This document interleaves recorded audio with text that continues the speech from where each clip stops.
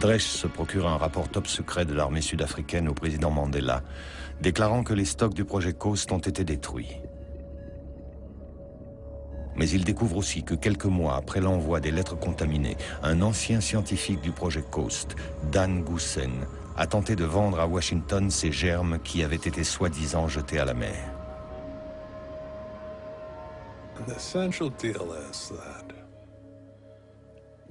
Le deal, c'était que Goosen devait recevoir 5 millions de dollars et qu'il livrerait la cache secrète où se trouvent les stocks de bioarmement du projet Coast, parmi lesquels il y aurait environ 70 souches du bacille du charbon, dont plus d'une douzaine seraient extrêmement virulentes. Des tractations de haut niveau s'engagent avec des agents du FBI et de la CIA, puis s'interrompent au dernier moment. En utilisant Dresch comme source, Sam Saul révèle l'affaire en Afrique du Sud.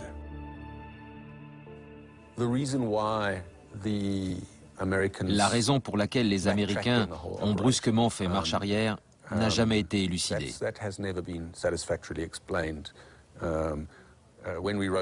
Quand nous avons écrit l'article, nous avons appelé le FBI et la CIA, mais ils n'ont pas voulu faire de commentaires. C'était d'ailleurs assez amusant. Donc oui, il reste beaucoup de points d'interrogation.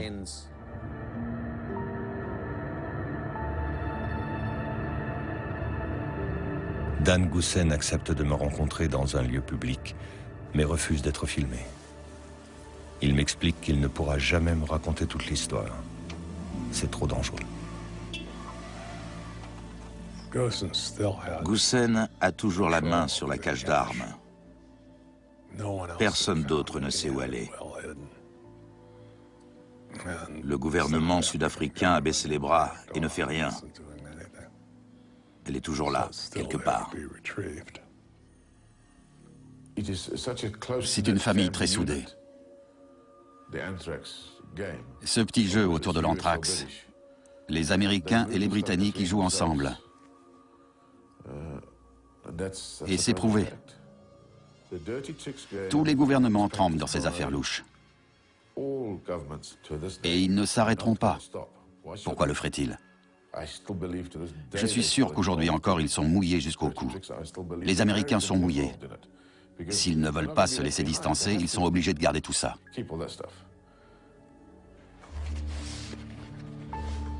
Lors de mon dernier jour en Afrique du Sud, j'étudie les archives du projet Coast et j'y trouve la trace de visites faites par des scientifiques sud-africains à des laboratoires biologiques privés et étatiques en Europe et en Amérique. San Antonio, la Nouvelle-Orléans, Jackson. Suis-je tombé sur la piste d'un vaste réseau qui manigance pour fabriquer une nouvelle génération d'armes biologiques? Parmi ceux que cette perspective inquiète, il y a le professeur Ellen Puckett. Je suis certaine que certains gouvernements continuent de mener des recherches dans ce domaine. Et que c'est sans doute ce qui nous attend à l'avenir, des armes biologiques capables de cibler certaines populations. Je trouve ça terrifiant.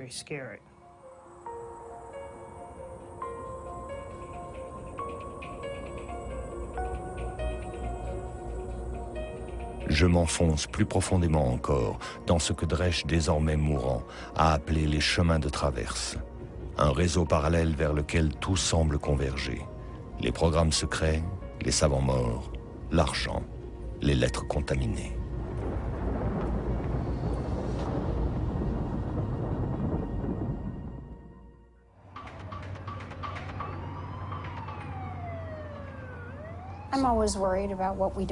Je m'inquiète toujours de ce que nous ignorons dans un domaine qui est par nature aussi secret et politiquement sensible et potentiellement aussi explosif sur le plan diplomatique.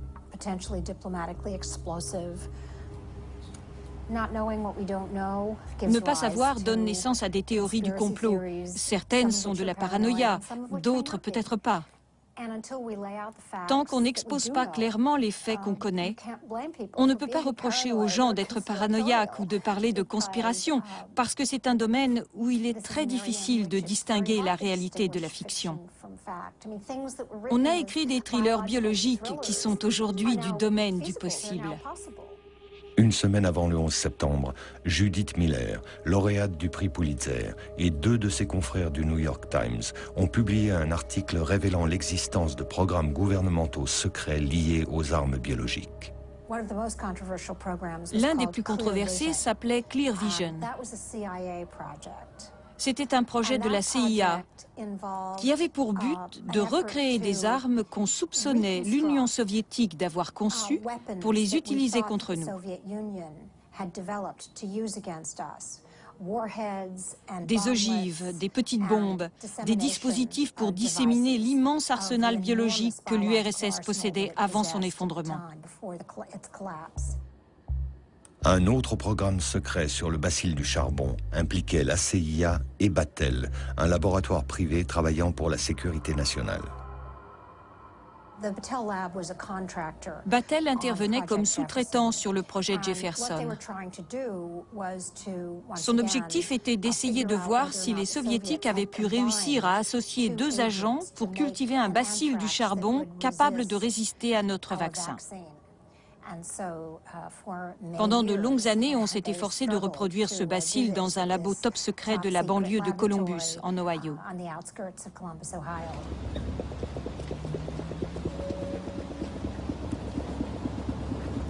Trois mois plus tard, le Baltimore Sun rapporte que des chercheurs de Dugway, un centre de test de l'armée, ont fabriqué une forme militarisée du bacille quasi identique à celle envoyée dans les lettres aux sénateurs.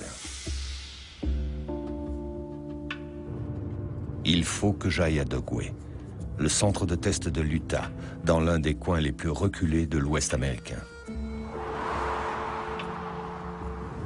Le plus remarquable ici, c'est que la place ne manque pas pour cacher un secret.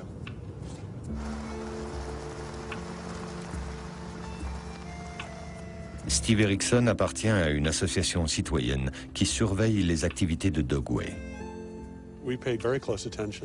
On a épluché tous les articles de presse qui ont été publiés immédiatement après la découverte du bacille du charbon dans les lettres.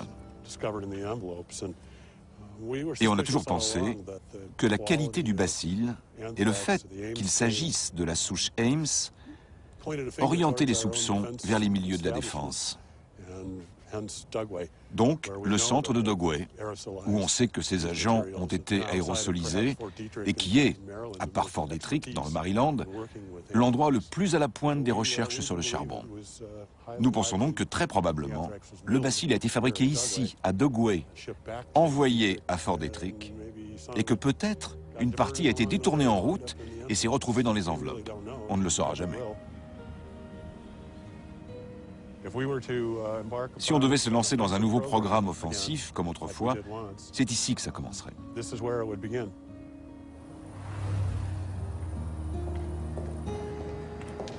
Voici les labos de niveau 3. Vous voyez les caméras à gauche? Il y a un couloir parallèle à celui-ci. Tout ce qui se trouve derrière ce mur en béton armé est classé niveau 3. Et l'accès y est strictement contrôlé. À l'entrée, il y a un agent de sécurité qui vérifie que vous figurez sur la liste des personnes autorisées à pénétrer dans le labo. Donc on n'y va pas? Non, je ne pense pas que vous soyez sur cette liste.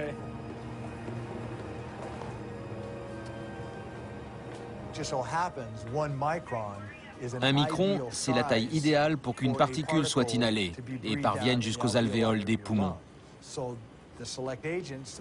Les agents biologiques avec lesquels nous travaillons ici font un micron, parce que physiquement c'est la bonne taille pour qu'on les inhale. Et tout l'intérêt d'un agent biologique réside dans sa facilité à être inhalé et son pouvoir pathogène.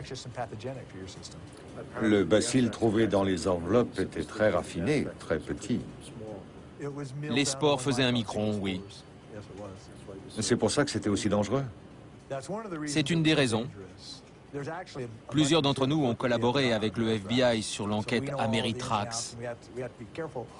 Nous en connaissons les détails et nous avons signé des papiers où nous nous engageons à ne pas révéler à quoi ressemblaient exactement les spores. Mais notre labo fabrique bien une forme militarisée du bacille du charbon. Et c'est sans doute le seul dans le pays. En fait, il y en a d'autres. Judith Miller a révélé que Battelle travaillait aussi sur ce bacille.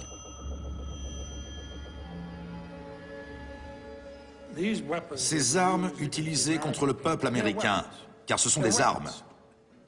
Ces armes utilisées contre le peuple américain et le Congrès, avez-vous connaissance d'autres établissements aux États-Unis qui soient capables de les fabriquer, à part Dugway dans l'Utah et le laboratoire Battelle à West Jefferson, Ohio? Je pense qu'il y en a d'autres. Moi, je n'en connais aucun à part Dugway et Battelle. Je vous le demande parce que j'ai lu l'article paru le 4 septembre 2001 dans le New York Times, qui dit qu'au cours des dernières années, les États-Unis ont entrepris en secret un programme de recherche sur les armes biologiques. Même l'administration Clinton ignorait son ampleur réelle. Ces projets secrets ont été repris par l'administration Bush, avec l'intention de les développer encore. À la prochaine pause, vérifiez et dites-moi s'il existe d'autres laboratoires à part Dugway et Battelle. Oui, monsieur.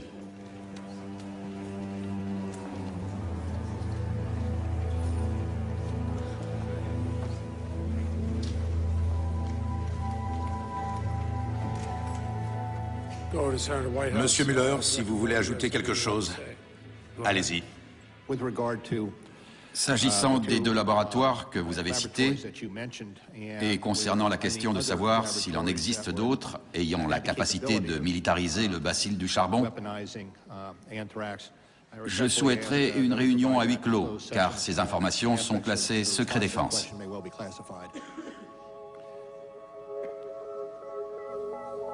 Ainsi, le FBI ne nie pas que d'autres laboratoires américains puissent manipuler de nouvelles formes mortelles du bacille. Et leur nombre ne cesse de croître.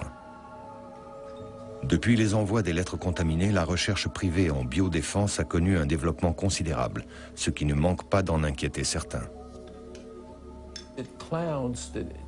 Ça occulte la chaîne des responsabilités, car les sociétés privées sont détenues par d'autres sociétés privées. Et ça crée un écran pour les activités gouvernementales, car les États peuvent ainsi faire certaines choses en se cachant derrière ces entreprises privées.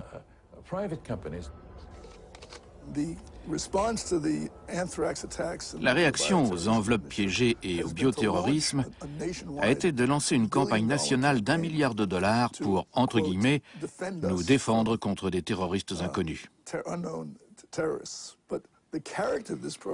Mais la nature de ce programme est la suivante. On se dit, qu'est-ce que feraient les terroristes? Quel serait le micro-organisme le plus dangereux et le plus difficile à détecter et à traiter? Fabriquons donc cet organisme pour tenter de trouver comment nous défendre contre lui. En fait, il n'y a aucune différence avec un programme offensif où vous feriez exactement la même chose. C'est une vraie jungle. Le gouvernement accorde des fonds à droite et à gauche. Les laboratoires de biodéfense prolifèrent et se livrent à des recherches et des expériences non réglementées. Il y a trop d'argent en jeu pour que quiconque puisse s'y opposer. C'est là la vraie conséquence des attentats au bacille du charbon. Depuis 2001, plus de 50 milliards de dollars ont été débloqués par le gouvernement américain pour la biodéfense. Et alors que l'économie mondiale vacille, une industrie est en plein essor. Impossible pour une action d'avoir augmenté de 250% dans le marché turbulent de 2008? Vous ne connaissez pas Emergent Biosolutions, ou EBS. EBS fournit au gouvernement le seul vaccin contre le charbon approuvé par les autorités sanitaires, ce qui a permis à l'action de grimper de plus de 250% cette année. Emergent Biosolutions est le nouveau nom de Biopore, la société sur laquelle Stephen Dresch avait attiré l'attention du Congrès. EBS reste l'unique fournisseur de l'armée américaine pour le vaccin contre le charbon. Et à ce jour, elle lui a vendu 18 millions de doses pour plus de 440 millions de dollars. Des centaines de soldats américains ont refusé cette vaccination à injection multiple. Ils affirmaient qu'elle les rendait malades. Malgré les nombreuses poursuites intentées contre les programmes de vaccination, plus d'1 million de soldats ont été vaccinés depuis 1998. En 2003, Kamila Ivanovska est passée en cour martiale pour avoir refusé la vaccination. J'avais lu qu'il y avait beaucoup d'effets secondaires chez ceux qui avaient déjà été vaccinés. Et j'avais aussi entendu parler du syndrome de la guerre du Golfe. Ces gens, je devrais les appeler des victimes, je suppose, étaient tombés gravement malades à cause du vaccin. L'un des effets secondaires, ce sont les malformations congénitales. Et c'est ça qui m'inquiétait le plus, parce que je suis catholique et que je ne veux pas prendre quelque chose qui pourrait être mauvais pour un enfant à naître. Le docteur Meryl Nass, spécialiste du charbon, a été cité par la défense comme témoin expert. Vous pensez que le vaccin est dangereux?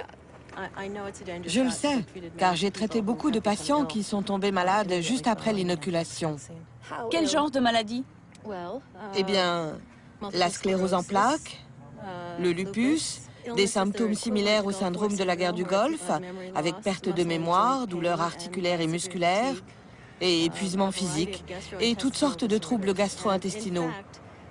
La base de données de l'armée elle-même montre qu'après la vaccination, il y a une augmentation des cas de sclérose en plaques, de diabète, de cancer de la thyroïde, du sein, de l'appareil urogénital, entre autres. Beaucoup de données montrent que ce vaccin n'est pas sûr.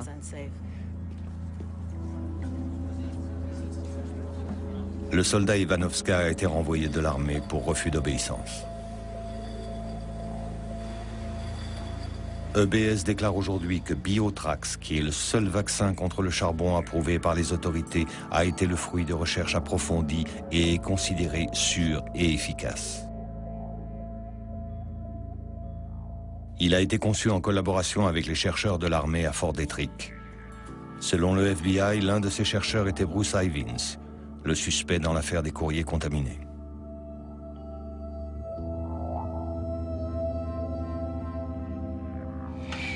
En octobre 2008, EBS a signé un nouveau contrat de 400 millions de dollars pour 14 millions de doses, destinées cette fois aux civils.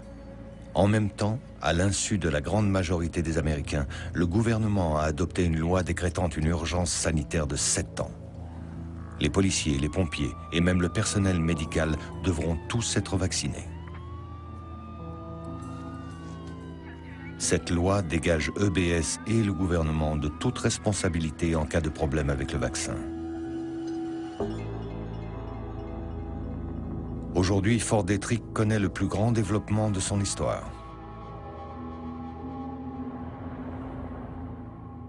L'expansion de Fort Detrick, l'état d'urgence sanitaire, la constitution de stocks de vaccins. Serait-ce le signe que les États-Unis se préparent à une guerre biologique ? Quand on regarde les rapports du ministère de la Défense au Congrès sur les programmes chimiques et biologiques, on s'aperçoit que le Pentagone est maintenant en mesure, si j'en crois les rapports les plus récents, de lancer une guerre biologique au moyen du bacille du charbon n'importe où dans le monde. Ils en ont la capacité technique. Les troupes ont été vaccinées, tout est prêt.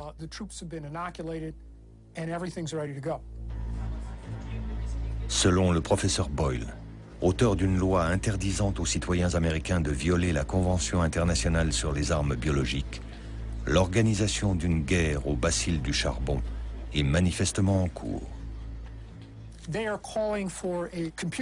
Ils demandent l'élaboration d'un modèle informatique pour simuler une frappe mondiale à l'aide de 5000 armes biologiques. C'est dans les documents. Ils utilisent le mot frappe. C'est un terme offensif.